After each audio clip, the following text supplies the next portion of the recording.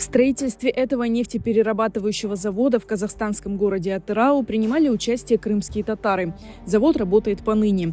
Крымские татары в рядах Трудармии прибыли в Атырау 2 эшелонами за 3 дня до начала депортации народа из Крыма в 1944 году.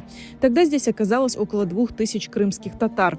Позднее мужчины перевезли в Атырау свои семьи из Урала и Узбекистана, куда были высланы крымские татары.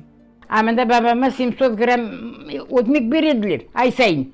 Біздер ждивенинскерлік, біздің аннан келген катымыздың отмектің каты жоқ еді. Бізге бермеділер. И бабам 700 грамм отмекінен яшадық. В то время балық бек көп еді. Балық бек ұжыз еді. Мынадай судақлар рубль еді, білмеймін насы ақшы еді. Бабам айтеді, отмекін тек аран қапыңыз, балықын көп ашаңыз. Балық бек яқшы еді. Мында халық балық ашап яшадық. Первое время депортированные жили в землянках. Заводың янда, паровоз жолың янда. Половина ерде, половина төпейді, төпечігі мына бөледі. Потом қар жауы, төпесімен слай едім, бияз шықайды. Ол слай шықайдық. Аяқайды көмір ағаш жоқ, мазут. О мазутты қап-қара болып янам, мына бұрның тепшілері, мешкілері қап-қара болып шығасын. По сравнению с другими местами ссылки, в Атырау крымские татары не голодали. Они сразу начали работать и быстро приспособились к местным условиям.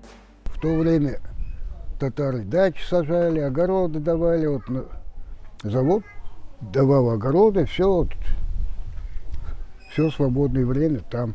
Бір жерден біреу барып кетірген, бір бібір кетірді, оғын сачып ұрлықтарын дағытайдылер, помидорын сайып береділер, ұрлық дағытайдылер, кукуруз, картоп, қабақ. Здесь, в Атырау, дети крымских татар пошли в школу. Найти работу было тоже несложно. Большинство крымских татар работали на том же нефтеперерабатывающем заводе.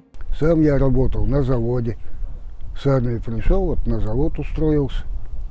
Там 10 лет. Потом с завода ушел, в нефтепроводе работал.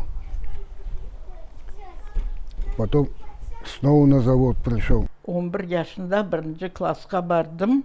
Молотова школа, сейчас она Крупская, на первом участке.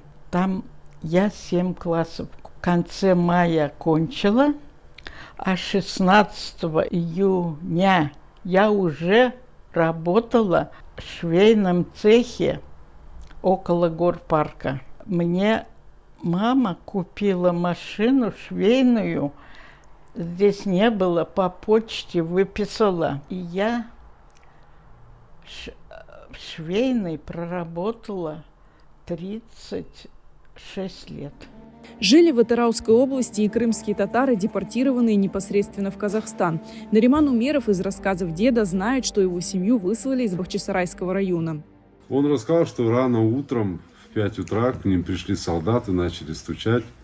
Они спали, что мой прадед, всех их разбудили, сказали, что вас выселяют. Один солдат подошел и бабушке, прабабушке говорит, вас увозят в Казахстан, там холодно сейчас. И возьми какую-нибудь, одежду там. И вот моя прабабушка взяла ковер. И вот этот ковер, как дед говорит, их и спас в вагоне. После снятия комендантского режима в 1956 году многие крымские татары переехали в Узбекистан, а в 90-е годы большинство вернулись на родину. Сейчас в Атырау проживают около 20 крымско-татарских семей.